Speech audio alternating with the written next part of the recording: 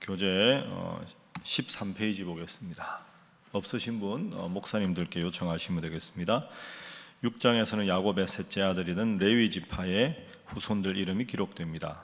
레위의 세 아들인 게르손, 그핫, 므라리와 이들의 후손을 통해 제사장이 거듭 배출되게 되고 이들은 예루살렘 성전에서 봉사하는 직분을 맡게 됩니다.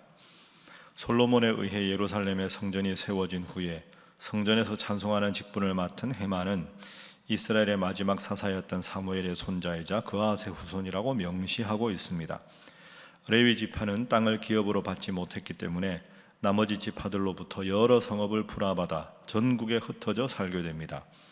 54절부터는 레위 지파의 후손들이 어느 지방에 살았는지 상세하게 소개하고 있습니다.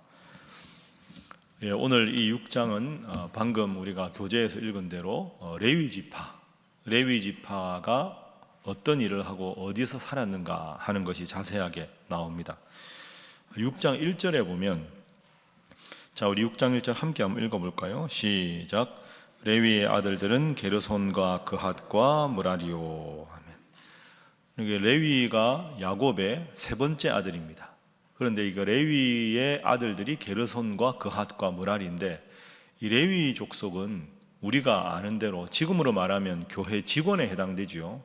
교회 교역자나 직원들, 교역자나 직원들이 하는 것은 예배를 주관하고 예배를 돕고 특히 직원들에 해당되는데, 지금 이제 출애굽 과정이나 이럴 때는 성막을 옮기기도 하고, 성막을 옮길 때도 보면 텐트를 메고 가기도 하고, 텐트 안에 있는 성물들을 잘 정리해서 옮기기도 하고, 또 출애굽 과정에서 또 정착을 하면 성막을 펼치고 성소 지성소를 다 세팅하고, 이런 일을 주로 하는 지파가 레위 지파입니다.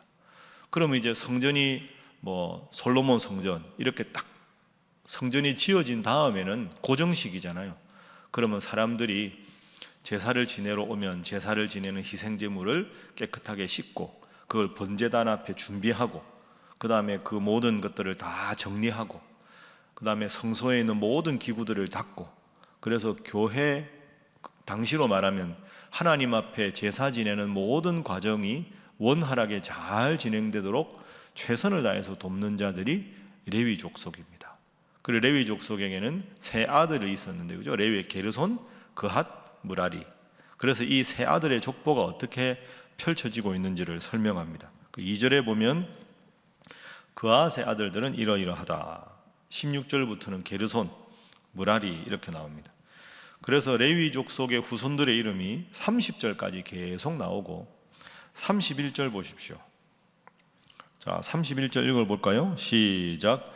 언약궤가 평안을 얻었을 때 다윗이 여호와의 성전에서 찬송하는 직분을 맡긴 자들은 아래와 같았더라. 아멘. 하나님 앞에 제사 예배 드릴 때 찬양대가 필요한데, 찬양대를 한 사람 이름이 31절부터 쭉 나옵니다. 그리고 이제 제사장 가문 49절에 보면 아론과 그의 자손들 이름이 또 쭉 나오고, 마지막으로 54절부터 이 레위 자손들이 어디서 살았는가, 정착한 땅에 대한 설명이 나옵니다. 자, 그런데 무엇보다 오늘 본문에서 우리가 첫 번째로 중요하게 기억해야 될 것은 레위의 가계가 무려 81절까지 나온다는 겁니다. 그렇죠? 한 지파가 81절까지 나온다는 건 그만큼 레위 지파가 중요하다는 거죠. 르우벤은 장자 지파고 유다는 영적인 장자 지파고, 그런데 그보다 더 자세하게 레위 지파의 족보와 임무가 등장한다 하는 것은 오늘 본문의 첫 번째 중요한 교훈이 바로 이것입니다. 하나님께 예배하는 일이 가장 중요하다 하는 것이죠. 하나님 앞에 예배 드리는 일, 그 일을 돕는 일, 이 일만큼 중요한 일은 없다. 그래서 레위 족속의 모든 상황에 대해서 그 이름들을 거명하는 이유가, 여러분들 한 분 한 분이 맡은 일이 이 나라의 흥망성쇠에 가장 중요하다. 제가 늘 말씀드리지만 예배의 성공이 인생의 성공이고 예배의 성공이 이스라엘의 성공이다 하는 것을 오늘 본문에서 보여주고 있는 겁니다. 그러니까 이 레위의 세 아들의 족보를 쫙 펼치면서 이 사람들의 이름은 무명인 것 같고 이 사람들은 화려하게 보이는 사람들이 아니지만 제일 중요한 일을 한다. 예배 중심으로 살아가는 것이 무엇보다 소중하다. 여러분도 오늘 본문의 이 긴 장의 내용이 그만큼 하나님 중심으로 살아가는 것, 하나님 앞에 예배하는 일이 중요하구나, 그런 교훈을 느끼시고 새벽마다 나와서 말씀 듣고 기도하고 예배에 더 전심전력하는 여러분 되시기를 주님 이름으로 축복합니다. 많은 분들은 바빠서 말씀 읽을 시간이 없고, 너무 바빠서 기도할 시간이 없고, 바빠서 예배드릴 시간이 없다. 여러분, 그거 참 잘못된 변명입니다. 예배보다 바쁜 일이 있어서는 안 됩니다. 제가 주일날 말씀드렸지만 하루의 시작은 새벽 기도가 돼야 되고, 그죠? 일주일의 시작은 주일 예배가 돼야 됩니다. 그게 인생을 바르게 사는 방법이지요. 새벽 기도할 시간이 없을 정도로 바쁘면 바쁜 일을 우선순위를 정해서 정리해야 됩니다. 예배 드릴 시간이 없을 정도로 바쁘다, 그건 잘못 사는 거죠.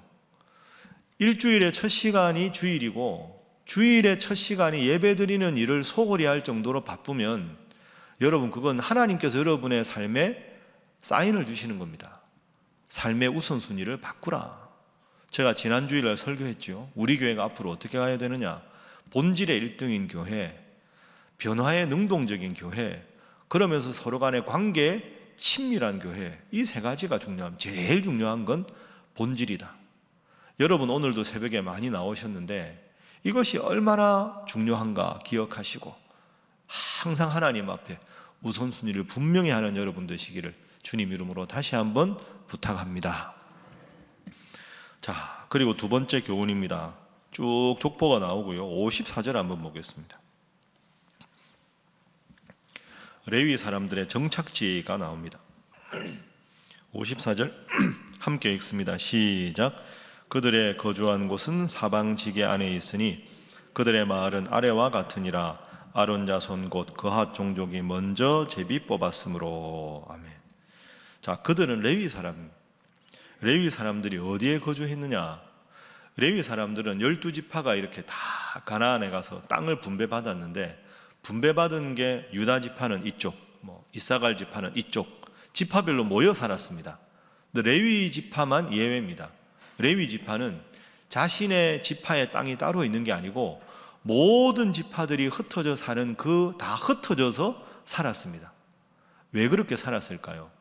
레위 지파가 하는 역할은 제사를 돕는 일도 있지만 그 당시에 지금 영상이 있습니까? 뭐가 있습니까? 그러니까 각 지파가 말씀을 읽다가 어려울 때, 하나님의 율법을 정확하게 해석할 필요가 있을 때, 핸드폰도 없고 영상도 없는데 어디가 저 멀리 가서 제사장에게 모든 걸 물을 수 없잖아요. 그러니까 쉽게 말해서 지파별로 흩어져 사는데 중간중간에 레위족 속에 몇 가문들이 이렇게 함께 사는 겁니다. 그러면서 신앙의 자문도 해주고 율법에 대해서 해석도 해주고, 그래서 신앙생활에 도움을 주는 사람들이 레위 지파입니다. 그래서 54절 보면 레위 지파에 거주한 곳은 사방지계 안에 있다. 사방에 흩어져서 그 영역에, 영토에 각각 흩어져서 살았다, 이런 뜻이 됩니다. 그럼 레위 지파의 사람들의 생계는 어떻게 할까요? 이 사람들은 생업이 없습니다. 왜?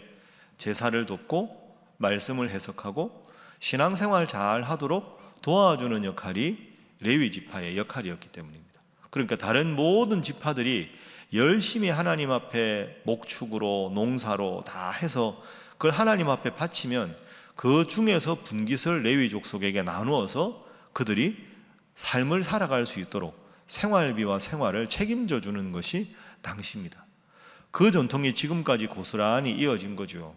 그래서 우리 교회로 말하면 목사님들, 전도사님들 같은 교역자들, 그리고 교회 직원들의 생활은 전적으로 교회 일을 해야 되기 때문에 성도들이 한 헌금 중에서 일부를 생활비로 책정해서 그분들에게 사례비를 지급해서 그분들의 일상생활을 영위할 수 있도록 해주는 그 전통이 바로 오늘 본문의 54절에서부터 나온 겁니다. 자, 그런데 여기서 여러분 모두가 아주 기억해야 될 중요한 핵심되는 문장이 하나 있습니다. 저를 한번 따라해 보시죠. 하나님께서 교회를 통하여. 다시 합니다. 하나님께서 교회를 통하여. 예를 들어서 제가 담임 목사 아닙니까? 우리 목사님들 계시지만, 우리 직원들도 계시지만, 그러면 제가 살아가는 생활은 여러분들이 책임지는 겁니다. 그래서 여러분이 기억을 해보시면, 제가 우리 교회 위임 목사 위임식 할 때 제가 이제 선서를 하죠. 저는 우리 신일교회 이제 위임 목사로서 역할을 하나님 주신 것 잘 감당하겠다고 하고, 여러분들 다 일어서서 뭐라고 선서를 하셨냐면, 저를 위임 목사로 맞이해서 제가 살아가는데, 목회하는데 필요한 모든 비용을 교회가 부담하겠습니다 하는 선서를 여러분이 하셨습니다. 그게 뭐 다른 게 아니라 오늘 본문 때문에 그런 거죠. 그런데 여기서 아주 중요한 게 있습니다. 이 부분이 참 민감한데 여러분 오해하지 마십시오. 제가 미국에서 공부할 때 보면 이민교회 숫자가 너무 많습니다. 이민교회 숫자가 왜 많을까요? 미국 교회는 제가 있던 보스턴만 해도 크고 화려한 교회가 많거든요. 근데 미국 교회 오전에 예배 드리면 20-30명밖에 안 옵니다. 제가 사역하던 교회가 미국의 그 한인교회 중에서 역사가 아주 오래된 좋은 교회였는데요, 본당에 한 400명 들어가거든요. 그런데 예배와 예배 사이에 미국 교회 거니까 미국 교회 예배를 드리는데, 큰 교회인데 보스턴에서 그 교회가 50명이 안 모입니다. 그러면 예를 들어서 우리 교회도 큰 교회라 그런데, 그럼 주일날 오후면 어떨까요? 미국 사람들은 오전에 예배 한 번 드리고 오후에는 그냥 예배당 문을 닫아요. 그럼 오후에 비잖아요, 그 좋은 예배당이. 그럼 한인교회가, 자기 건물이 없는 교회가 오후에 예배를 드립니다. 그런데 예를 들어서 개척해서 돈이 없잖아요, 렌트비가. 그러면 미국 사람들이 아유 예배 드린다는 그냥 그저 쓰십시오 해서 그 렌트비를 안 받고 예배당 문을 열어주는 교회가 아주 많습니다. 그러다 보니까 이게 고약한 일이 생겼어요. 지금 있는 교회 목사님하고 좀 마음이 안 맞다, 그럼 그냥 나가는 거예요. 아직 뭐 교회가 여기밖에 없나? 목사님이 여기만 있나? 우리끼리 나갑시다. 그럼 미국 교회 오후에 텅텅 비잖아요. 거기에 부탁해서 예배를 드리는 거예요. 전기세를 냅니까? 렌트비를 냅니까? 그 큰 주차장에, 그 큰 건물에 다 쓰는 거죠.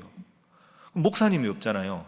그 목사님이 없으면 유학생 중에서 좋은 소문이 난 목사님을 접촉합니다. 목사님 우리 교회 담임으로 오세요. 우리가 생활비 책임질게. 유학생 가난하잖아요. 잘하면 영주권도 해줄게. 우리 교회 오세요. 제가 실제로 그런 제안을 받았거든요. 제가 단호하게 거절했습니다. 아주 고약한 말입니다. 그 말이, 목사님 생활비 모자라지요, 우리가 대줄 테니 우리 교회 오세요. 발상이 잘못된 겁니다. 교인들이 목사의 생활을 책임지는 게 아닙니다. 하나님께서 여러분을 통해서 하시는 거지, 마치 목사의 모든 생활을, 직원의 모든 생활을 내가 낸 헌금으로 저 사람들 먹여 살리니까 우리 말 들어야 된다. 너무너무 고약한 거죠. 그러니까 이민교회가 너무너무 많아집니다. 왜? 뭐 목사가 저 사람만 있는 것도 아니고. 그래서 제가 아주 매몰차게 거절했습니다. 죄송한데 그건 잘못된 겁니다. 영주권 해줄 테니까 배 목사님 오세요. 영주권 필요하죠. 영주권이 있어야 아이들 대학을 가도 훨씬 학비가 싸거든요. 정확하게 말하면 10분의 1까지 싸집니다. 그러니까 5만 불 내는 학교 5천 불만 내면 들어갈 수 있어요. 엄청난 압박입니다. 목사에게는. 목사님 잘하면 영주권 해줄게. 그런 교만한 말이 어디 있습니까? 성도가 보기에 말 잘 듣고 똑똑해 보이고 자기들 생각하는 대로 다르지 않고, 그럼 우리가 영주권 해줄게.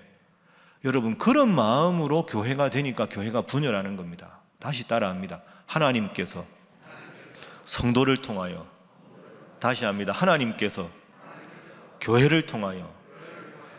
그러니까 제가 우리 교회 위임 목사가 되고 우리 훌륭한 목사님들이 목회하는 것은 하나님께서 보내신 것인 줄로 믿습니다. 이게 우선돼야 됩니다. 하나님께서 우리 교회에 필요해서 예를 들어 정치인 목사님을 보내셨구나. 하나님께서 우리 교회에 필요해서 훌륭하게 사역하는 직원들을 보내셨구나. 무엇을 통해서? 교회를 통해서. 당회가 결의하고 공동회를 통해 결의하고. 근데 이 두 가지가 함께 가야 됩니다. 하나님이 보내셨다는 마음이 들어야 질서가 잡히고요. 교회를 통하여라는 걸 목회자들이 기억해야 목회자가 교만하지 않을 수 있습니다. 어떤 분들은 하나님이 보냈다고 해서 마음대로 목사라고 해서도 안 되는 것이고, 교회가 헌금해서 당신을 먹여 살린다고 해서 목사가 교인들 눈치 보고 목사가 하나님 말씀 앞에 위배되는 일을 해도 말 한마디 하지 못하는 건 그건 또 잘못이라는 거죠.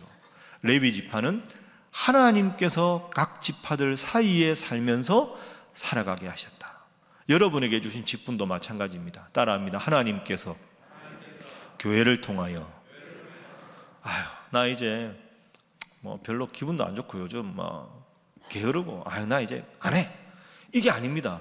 하나님께서 교회를 통해서 주신 직분인데 내 상황에 따라 내 기분에 따라 내 내키는 대로 직분을 안 하겠다, 내려놓겠다. 직분 내려놓을 때도 기도하시고 정말 하나님께서 이제는 내가 내려놓기를 원하신다는 확신이 있을 때 그 마음으로 직분을 내려놓는 것이 성도에 마땅한 것입니다. 그게 오늘 본문의 중요한 교훈입니다. 그래서 마지막 세 번째 교훈은 이것입니다. 각자의 자리에서 최선을 다하게 하소서 하는 것입니다. 각자의 자리에서 최선을 다하게 하소서. 목사는 목사의 자리에서, 장로는 장로의 자리에서, 권사는 권사, 집사는 집사, 여러분 하나 하나님 주신 자리에서. 오늘 본문 보십시오.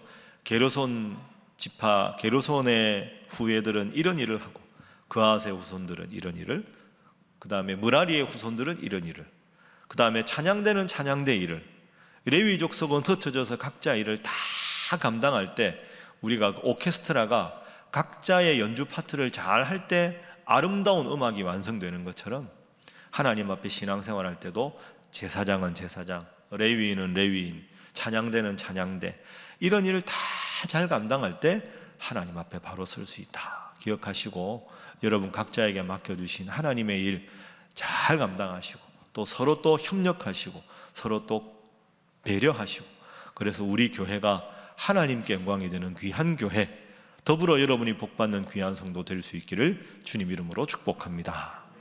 기도하겠습니다. 하나님 함께 하셔서 하나님께 예배하는 일을 제일 중요하게 여기고 예배보다 바쁜 일 없게 하여 주옵소서. 기도하시고 늘 교회가 하나 되어 각자의 역할에 최선을 다하며 우리의 삶에 우리의 교회의 주인이신 하나님께 모든 영광 돌리는 성도와 교회가 되게 하여 주시옵소서. 그리고 코로나로 어려운 이 모든 상황을 위해서, 의료진들을 위해서, 정책의 지팡자들에게 주님 지혜와 능력을 더하여 주옵소서. 살아가는 선교사님들 위해서도 다 함께 주님 앞에 기도하겠습니다.